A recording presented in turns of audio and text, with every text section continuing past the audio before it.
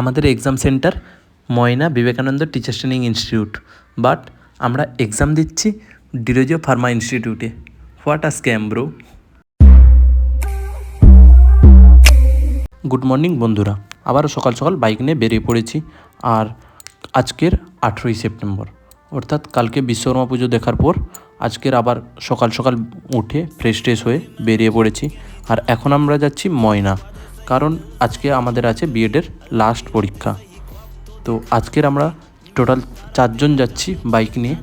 একটা বাইকে আছে আমি আর সুনন্দাদি, আর একটা বাইকে আছে রানীদি এবং তার হাজব্যান্ড। তো এই টোটাল 4 জন মিলেই আমরা আপাতত ময়না যাচ্ছি। আর যেমন কি দেখতে পাচ্ছ, এখন আমরা চলে এসেছি ময়না ব্রিজের ওপর। তো এই ময়না ব্রিজ থেকে আমাদের কলেজ প্রায় 2 কিলোমিটার মতন হবে।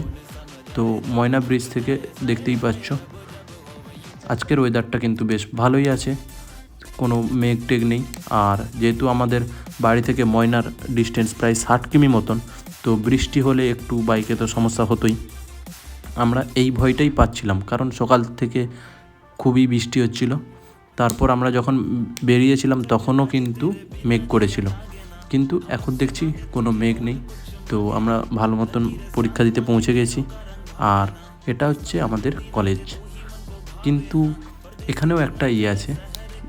এই এখন যে কলেজটা দেখতে পাচ্ছ, এই কলেজটার নাম হচ্ছে ডিরোজিও ফার্মা ইনস্টিটিউট, কিন্তু আমাদের এক্সাম পড়েছে ময়না বিবেকানন্দ টিচার্স ট্রেনিং ইনস্টিটিউটে, অর্থাৎ এই পাশের কলেজটাই।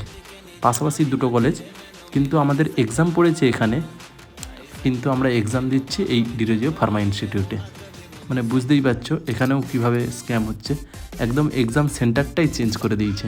তো যাই হোক, চলো এক্সাম সেন্টারে যাওয়া যাক আর পরীক্ষা দেওয়া যাক, তারপর দেখা যাক কী হয়।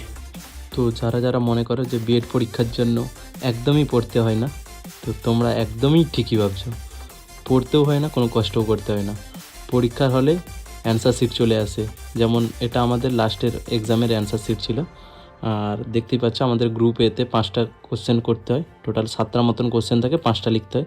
আর এখানে দেখো 5টাই অ্যান্সার দেওয়া আছে। আর এটা হচ্ছে 2 মার্কস করে, আর 5 মার্কসের 3টে হয়। তো 5 মার্কসের দেখতেই পাচ্ছ এখানে আছে 3, 4 অ্যান্ড 5, 3টে কোশ্চেন দেওয়াই আছে 5 মার্কসের। আর একটা গ্রুপ সি থাকে, 10 মার্কসের একটা লিখতে হয়। তো এখানে আছে 10 মার্কস, দেখতেই পাচ্ছ কমপ্লিট। এভাবে অ্যান্সার শিটও পরীক্ষার হলে পৌঁছে যাবে, শুধু তোমরা জাস্ট সময় সময় টাকাটা পেমেন্ট করে দিও, এটাই বিএডের মূল রহস্য। তো এভাবে দেখে দেখে লেখা শেষ। আর এখন দেখতে পাচ্ছ ম্যাডাম খাতা নিচ্ছে, আর আমাদের খাতা দেওয়া হয়নি, তাও আমি এদিকে ভিডিও করছি। আর এদিকে আমাদের ফটো সেশন চলছে, ম্যাডামের খাতা নেওয়া কিন্তু এখনও কমপ্লিট হয়নি। তো এইরকমভাবে আমরা পরীক্ষা দিয়ে এই চলে এলাম। এটা হচ্ছে কলেজের একদম কাছেই নতুন পুকুর বলে একটা জায়গা, আর এখানে একটা মন্দির আছে, চণ্ডী মাতার মন্দির। তো ওরাই বলছিল চলো, ভালো বেশ মন্দিরটা, তাই এই মন্দিরটা দেখতে এলাম। পাশাপাশি পরিবেশ খুবই সুন্দর এখানে ছিল। যাই হোক, এইসব মন্দির টন্দির ঘুরে টুরে এখন আমরা যাব বাড়ি। আর এখান থেকে আমাদের বাড়িটা যেহেতু অনেকটা দূরেই, তাই তাড়াতাড়ি যেতে হবে, কারণ রাস্তায় কখন কি ঘটে কেউ বলতে পারে না। আর দেখতে দেখতে আমরা চলে এলাম নন্দকুমারে। এখান থেকে আমাদের বাড়ি প্রায় 30 কিলোমিটার মতন। আর আজকের যেহেতু সময়ে খাতা দিয়ে দিয়েছিল, তাই কোনো অসুবিধা হয়নি, সময়ে পরীক্ষাও শেষ হয়ে গেছে। তো দেখতেই পেলে আমরা কিভাবে বিএড করেছি। তো বাকিদের কথা তো জানি না, আমাদের পরীক্ষাটা আপাতত এইভাবেই হয়, অ্যান্সার শিট দিয়ে দেয়, আমাদের জাস্ট দেখে দেখে লিখতে হয়। তো এইভাবেই আমরা বিএড দিয়ে আপাতত মাস্টার এই পরীক্ষা দেওয়ার জন্য কোয়ালিফাই করে গেছি। তো এই ভিডিওটা এখানেই শেষ করছি, চলো টাটা।